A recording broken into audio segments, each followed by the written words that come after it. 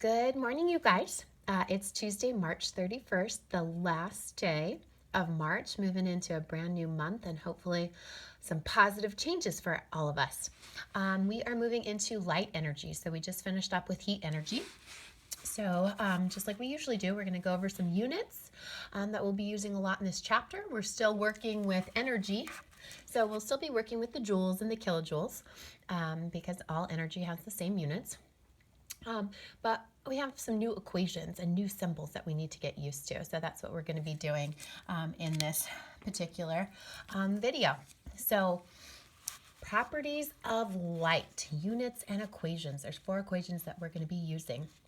It's really important to understand that energy travels as an oscillating form here. Kind of like you've seen these curves maybe in a mathematics class. Okay, so oscillations, you've got like these up and down and up and down. So we have a crest and a valley and a crest and a valley.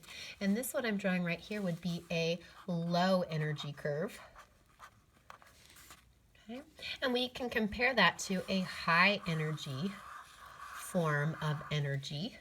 Okay, maybe like ultraviolet light, much higher energy than something like visible light.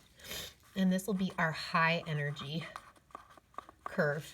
And we're doing this so we can distinguish between the properties and how they differ between low energy and high energy. So the distance between 2 peaks here is called wavelength. And just like its name, it is a length, it is a distance. And the symbol that we need to get used to for wavelength is our little lambda symbol right there. Okay. Now notice for high energy, the wavelength is much smaller or shorter. Okay. So that's an important property that we want to notice. So notice that low energy, okay, has a longer wavelength. And what does longer mean? Longer would be a bigger distance or a higher distance. So I'll just put higher in parentheses so we can compare the words low and high. Okay. Now a high energy form of energy had a really short distance. Okay. So the word shorter, that wouldn't be a very big number. So I'm going to say that would be a lower value of a distance. So notice high and low. So from these relationships that we can see, okay, energy is inversely proportional to wavelength. The longer the wavelength or the higher the wavelength, the lower energy, and vice versa here for high energy. So that's important that you understand that relationship there. And all of that can be found in our first little equation, which is energy is equal to Hc over lambda, where H and C are constants. Okay. H is called Planck's constant, and it is 6.63 times 10 to the negative 34th. And the units are joules times second. So energy times time is Planck's constant. In this chapter, you have to be really careful with these negative exponents and making sure you properly know how to use your calculator. C is the speed of light. It is not specific heat capacity in this chapter. Okay, so you really need to be able to distinguish between your Q equals mc delta T equation in the previous section and then this chapter. This, again, is the speed of light. So 3.0 times 10 to the 8th meters per second. So distance over time, it's a speed, a velocity. Alrighty, now notice the distance here is in meters. So your wavelength in this equation needs to be in meters.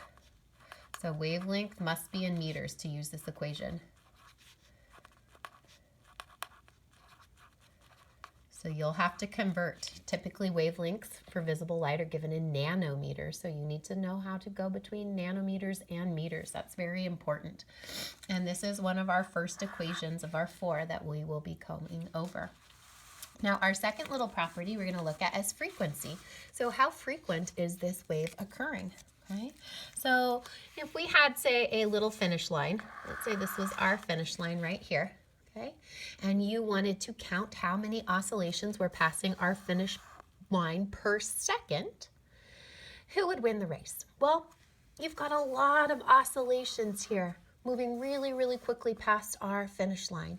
Here, our low energy is kind of mellow, taking its time. So we would have less oscillations passing that fixed point per second.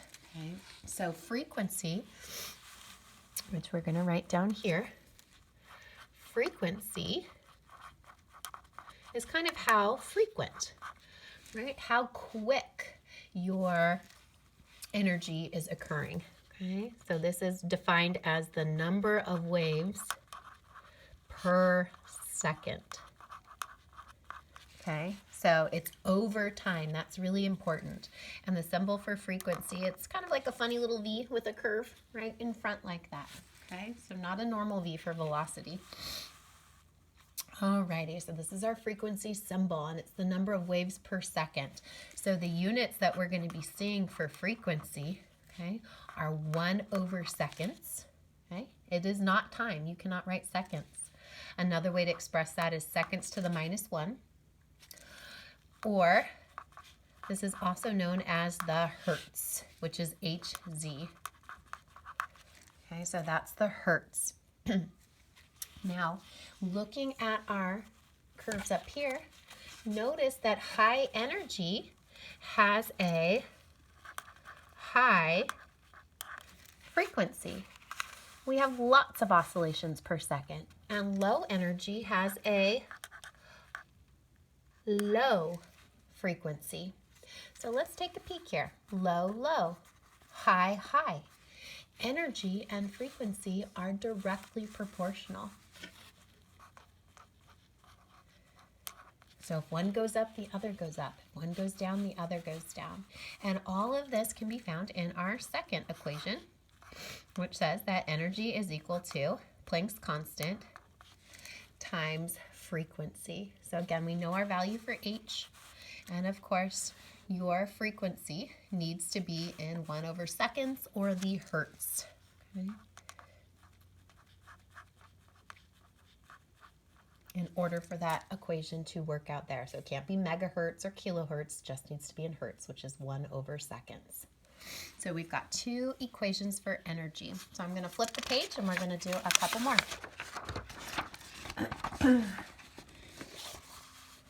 Okay, now in terms of those two properties, we've got a third equation. So the speed of light depends upon two things, our wavelength and our frequency. Okay, so again, thinking of our units, this is in meters per second. So that means our wavelength needs to be in meters and our frequency needs to be in the hertz, which is 1/seconds. So you could see that if we multiply, we'd have meters over seconds. Okay. Alrighty, and again, C is that constant value of 3 × 10⁸ meters per second we have on the previous page. Okay. Now, before we do our last equation, I want us to look at our visible light spectrum.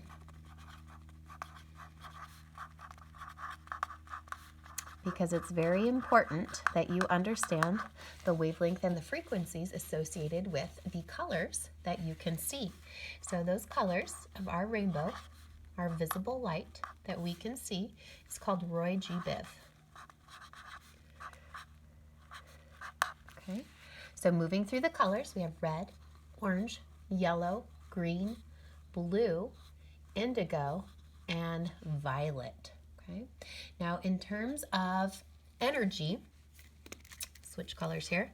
This is our lower energy scale, and energy creases up here to the darker, more intense colors.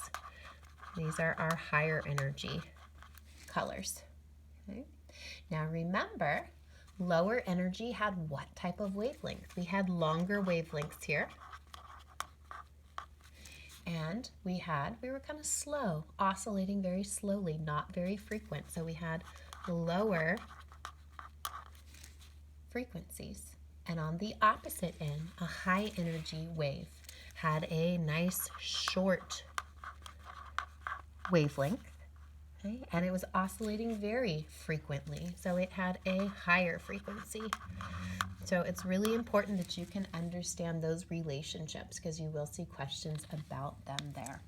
Okay, so in terms of our wave, kind of how it looks, right? We get slow right here, and then those crests are going to slowly get closer and closer and closer together, and then they're going to be really close together. Okay? Kind of a sloppy little curve, but you get the idea. So we're starting out with a longer wavelength and not very frequent oscillations to getting very short wavelengths, okay, very frequently. Okay, so something like that. Sorry for the sloppiness.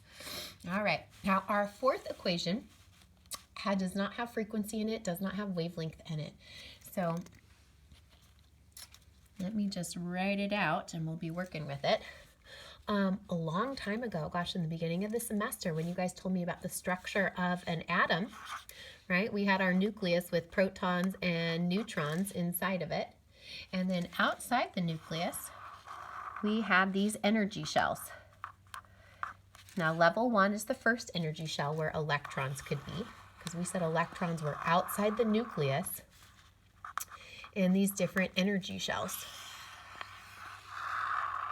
And we did this a long time ago, and now it's going to start to come back in this chapter. Okay, so again, our electrons are outside the nucleus in different energy shells.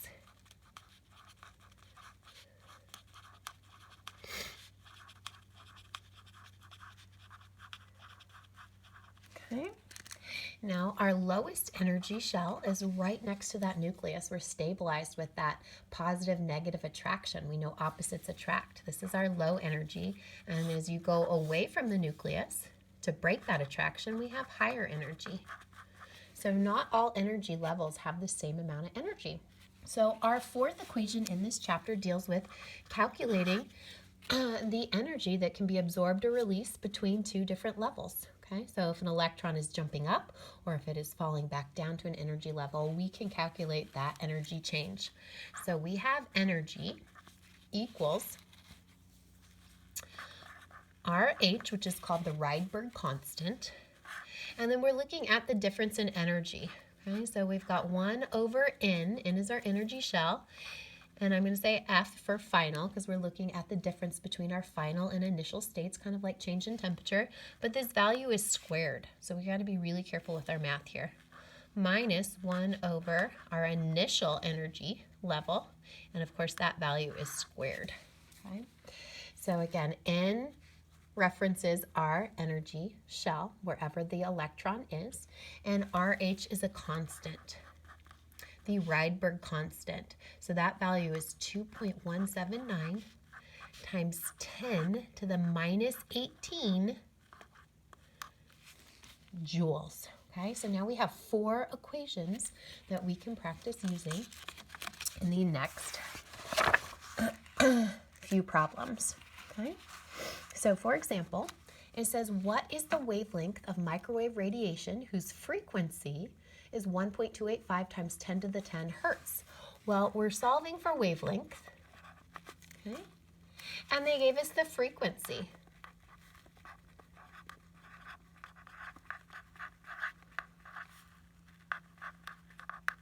Remember, a hertz means 1 over seconds, or seconds to the minus 1. So we need to pick out of our 4 equations, which equation has both of these values in it. So we have the speed of light is equal to wavelength times frequency. Now, since we are solving for wavelength right here, we need to manipulate our equation to have wavelength all by itself. Now remember, personal preference, I like to rearrange my equations first and then I can solve for my variable. Some of you like to plug in your numbers first and you can do that too. Okay, so now I've got my equation.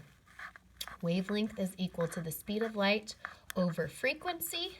So I have 3 times 10 to the 8th.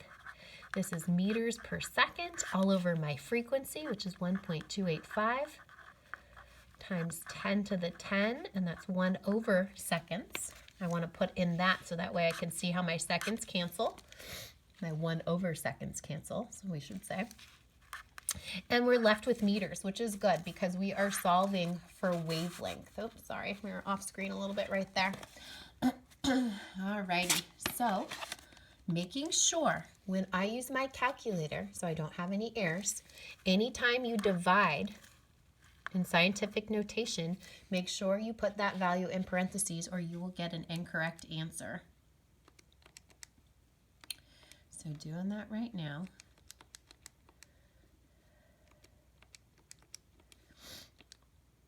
Alrighty, so I'm getting my wavelength is equal to 0.02335. Okay. And I'm just referencing the 4 sig figs since my frequency started out with 4 sig figs there. And then of course this is in meters, so making very careful. Did the question ask for a specific unit of wavelength? Do they want meters or nanometers? Something like that. All right, moving on to the next one. Calculate the frequency associated with violet light that has a wavelength of 434 nanometers. So this is the opposite. This time we are finding our frequency, and this time they gave us wavelength. So the only difference here is our wavelength was given in nanometers. Now if we're still going to be using this same equation right here, okay, but this time we are solving for our frequency, got to divide both sides by our wavelength. Okay. We can't stay in nanometers here. Speed of light is in meters per second. So those meters aren't going to cancel unless we get out of nano. So we need to make sure we know that prefix from chapter 1. 1 nanometer is 10 to the minus 9th, so 1/1 of a meter. Okay. So when we do that, we have 4.34 times 10 to the minus 7th meters. So now that we're in meters, we can solve for frequency. So frequency is equal to the speed of light over wavelength. Speed of light is 3 times 10 to the 8th meters per second. And we're dividing that by our wavelength, which is in meters. Again, this wouldn't have worked if we had stayed in nanometers. Remember, all your work should always show your units. Your units tell the story, okay? We're not just plugging and chugging. That doesn't work out well at all. Meters cancel. And notice, this is not seconds. This is 1 over seconds. You need to be very careful. Frequency is not time. It's the number of oscillations or waves over time. So plugging this in on my calculator, making sure, again, that I put this value of scientific notation in parentheses, or else I will get an incorrect answer. And those incorrect answers are always on any multiple choice question. So we do want to be very careful. Okay, so I am getting, for my answer, I'll put that up here, our final answer is 6.91 times 10 to the 14th. And it's 1 over seconds or hertz. Okay. Or you could even say seconds to the minus 1, but you cannot say seconds. Okay, so looking at our next problem, and we're almost done with this little section here. Indium emits light with a wavelength of 451 nanometers. So we were given our wavelength. Again, we're going to need to convert that to meters. None of our equations are in nanometers. So if you use the conversion factor that we did above, you'd have 4.51 times 10 to the minus 7th meters. And we are solving for energy. Okay, well, what equation has energy and wavelength? That was that first one we went over, which says that energy is equal to hc over lambda, which is our wavelength. So we need to plug in our top two constants with our units. It's getting kind of long, and that's okay. And then dividing by our wavelength,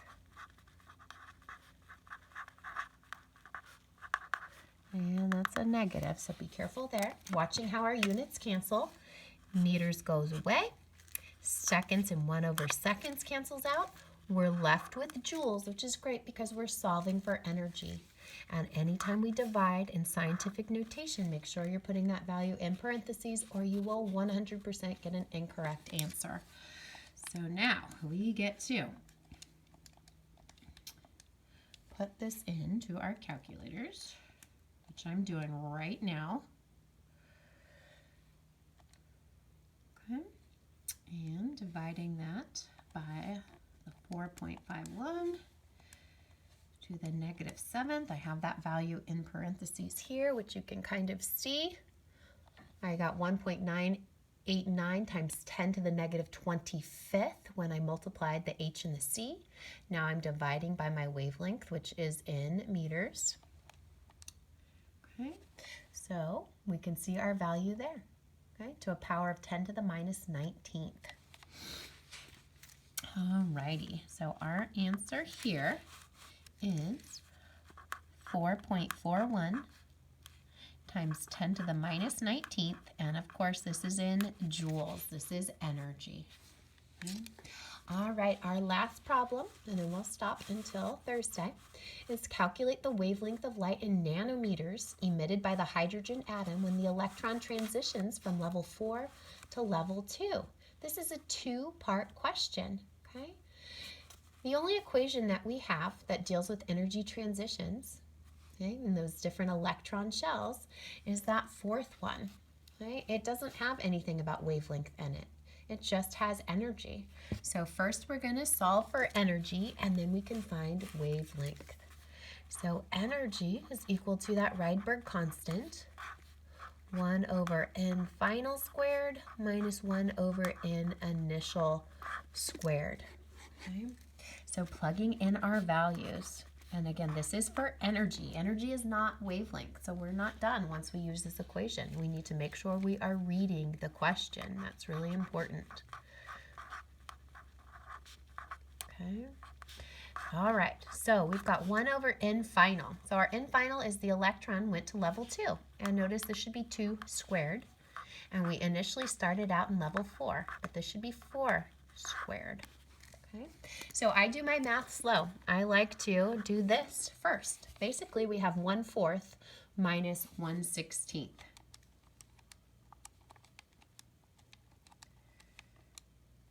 Okay.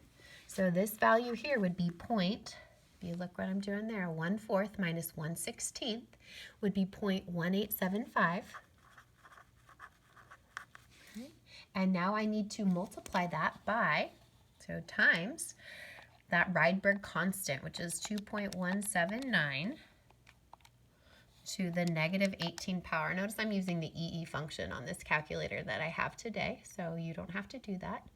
If you know how to use it, that's great. Okay. All right, so now I have my energy. Notice we're seeing that -19th power again that we saw in the previous problem up here. Okay, so visible light energy tends to have energy in the 10 to the -19th spectrum there. So writing out my answer, energy, not just writing the number, I need to know what it is I'm talking about with my units, is 4.0852625 times 10 to the -19th, and this is joules. Have we answered the question? Nope. Now they want to know what's the wavelength of this particular light. Okay? So light of this energy, what is its wavelength, the distance between two of its peaks, right? So our second equation now, the one that has energy and wavelength in it, is one we've used before. It's got energy and wavelength in it and two constants. Now we're solving for wavelength, so we need to cross multiply. Let's swap these two here. That way we have our wavelength on top in the numerator, not in the bottom. And if you are always writing out your units, like most of you do, if you incorrectly manipulated this, your units wouldn't work out. We should be solving for meters according to this equation, and then we can convert to nanometers. So plugging in our values, with our units so we know we're not making errors. We've been saying that all semester long. Show your units. And then our value for energy that we calculated. It's a good workout for our fingers. You guys aren't going to get arthritis when you're older because you're using your fingers so much, keeping them nice and limber. Terrible, terrible joke. Alrighty, joules cancels, seconds cancels. We're left with meters, which is great because what are we solving for? Wavelength. Okay, so let's plug this in, making sure again that you put this value in parentheses on your calculator. So here goes 6.63.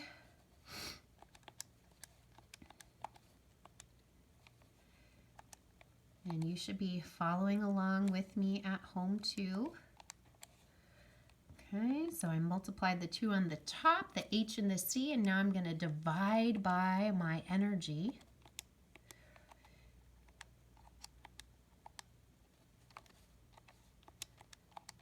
Okay, so when I do that, I've got a value that I'm used to seeing for wavelength, for visible light. We've seen powers 10 to the minus 7th in our previous problems. Okay, now this is in meters, so let's write our answer down.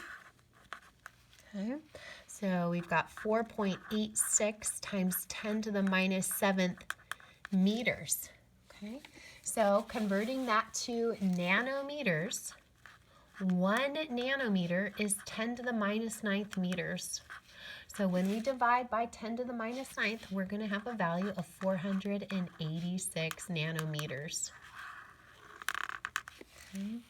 So where does that fall on our visible light spectrum? Well, let's go back to our page here and fill in some values. So our visible light spectrum is typically your reddish oranges. We're starting down here around 700 nanometers, and the darker colors are around 400 nanometers, and then of course everything in between there. So our 486, we're probably right in here in this indigo sort of region, but you could look that up specifically online if you wanted to. All right, guys, that's it for this video, and I will be in touch on Thursday. Gotta go upload for you. Talk to you soon. Bye.